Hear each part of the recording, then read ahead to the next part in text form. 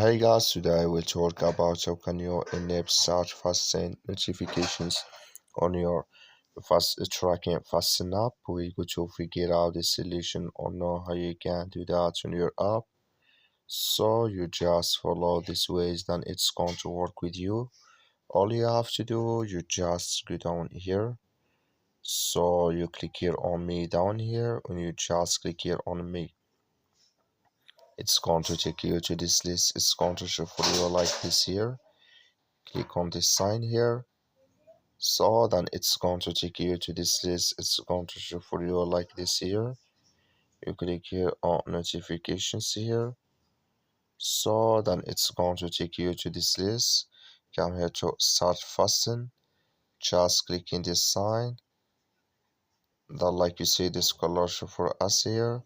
Now like you may hear start fasten notifications enabled with us now. That's all you have to do. Thank you for watching. Don't forget to support us by liking and subscribe.